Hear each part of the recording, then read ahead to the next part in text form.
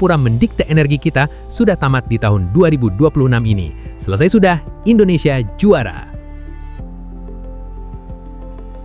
Setelah kita bahas Singapura yang nasibnya lagi di ujung tanduk, sekarang mari kita lihat tetangga kita satu lagi, Malaysia.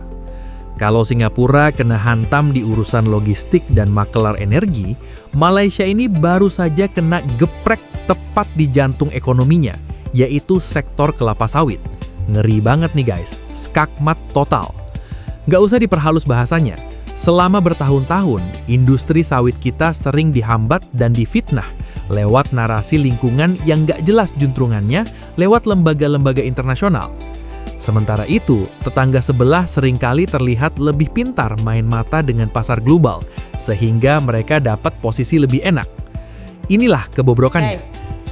Sebentar, banyak yang berkomentar ya, katanya sebelum berkomentar negara lain lebih baik hilangkan ataupun ubati penyakit negara sendiri ya, yang mana kita tahu orang-orang Indonesia sendiri meminta ya agar korupsi dibuat jerak ataupun dihukum mati terlebih dahulu sebelum mencari kesalahan orang lain. Justru ini menurutku benar ya. Diplomasi lama kita yang terlalu sopan dan gampang ditekan.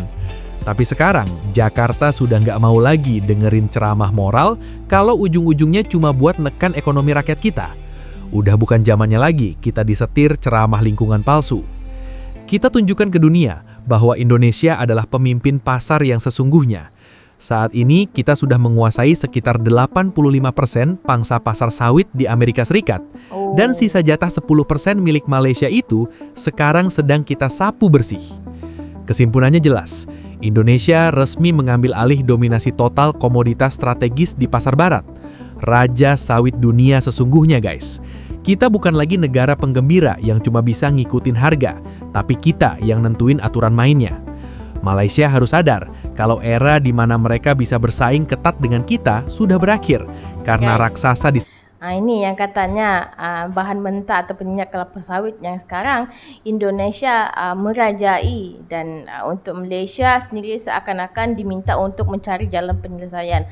Tapi kalau kita tengok di sini dengan isu perang di negara barat, Asia Barat ya, dan sekarang saat ini yang harus dikhawatirkan itu adalah seluruh negara ya, bukan cuma Malaysia, Indonesia ataupun ekonomian. Dan sekarang ini Indonesia sendiri pun kalau kita tengok ya, ataupun Malaysia masing-masing memerlukan bantuan yang ada hal-hal yang tidak diekspos sama warganya sendiri, dan tidak berkemungkinan yang Malaysia sendiri mungkin mengalami masalah penekanan bahan mentah, ekonomi. Justru itulah yang bikin kita sendiri tertanya-tanya guys.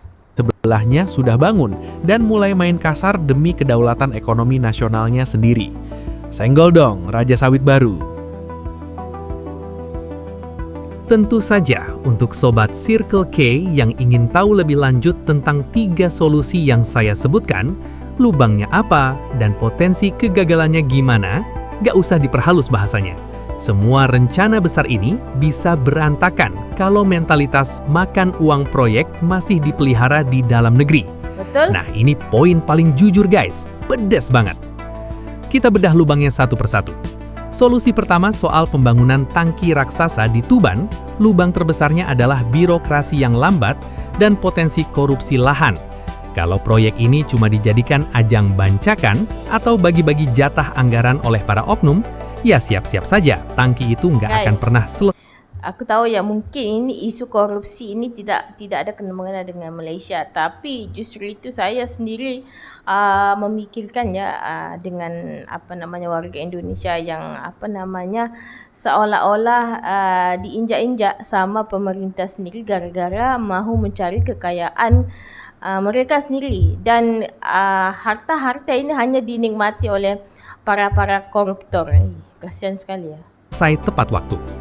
Akibatnya, minyak dari Amerika yang sudah kita beli terpaksa harus dititipkan lagi di gudang asing, dan uang kita bocor lagi buat bayar sewa. Gila banget kan? jadi bancakan lagi, rugi lagi. Potensi kegagalannya Solusi fatal. kedua tentang Rahasia keamanan dagang dan siber. strategi Lubangnya ekonomi ada kita pada kualitas bisa diintip SDM oleh intelijen orang dalam. asing lewat Kalau pintu pemerintah belakang yang cuma nggak rekrut pernah teknisi diurus dengan berdasarkan serius. Koneksi atau titipan bukan karena keahlian kelas dunia, maka enkripsi data kita bakal gampang jebol.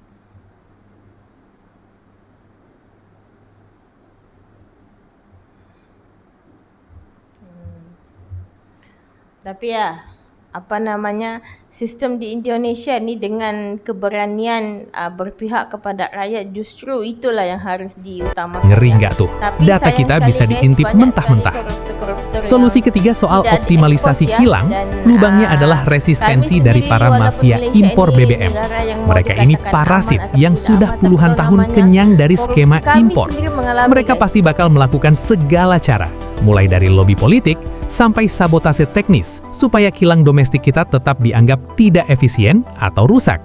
Kalau kita nggak punya nyawa buat menyikat habis parasit-parasit ini, ya selamanya kita cuma jadi pembeli manja yang nggak punya taring produksi. Sikat habis mafianya guys, jangan kasih ampun. Tapi, terlepas dari lubang-lubang tersebut, per 11 Maret 2026 ini, posisi Indonesia sudah tidak bisa didebat lagi. Kita adalah pemimpin ekonomi de facto di Asia Tenggara. Senggol dong, Raja Baru Asia Tenggara. Singapura yang dulu sombong sebagai gerbang utama dunia, sekarang mulai sepi, dan Malaysia yang dulu merasa jadi pesaing terberat sawit kita, sekarang sedang pusing mencari pasar pengganti. Kenapa kita bisa sampai di titik ini? Jawabannya karena kita akhirnya berani berhenti bersikap sopan di meja diplomasi, sementara kantong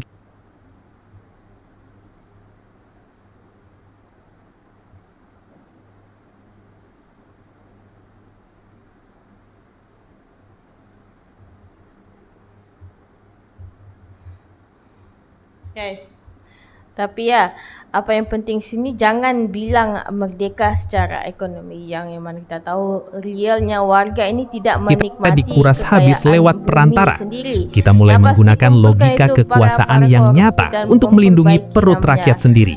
mentalitas Sekarang saya para tanya kepada pejabat kalian semua, ataupun dan tolong jawab dengan jujur. aku berkata di Apakah sini kalian lebih justru suka kita untuk, tetap menjadi Malaysia negara sendiri, yang guys. sopan, selalu tebar pesona dan senyum di depan kamera internasional, tapi rakyatnya tetap miskin karena kekayaannya dirampok secara halus lewat jalur logistik yang gak adil? Atau kalian lebih setuju kalau kita main kasar, bertindak agresif dan sedikit barbar di level global, tapi kedaulatan benar-benar di tangan sendiri dan uang ratusan triliun itu tetap berputar di dalam negeri? Pilih perut rakyat atau nama baik palsu?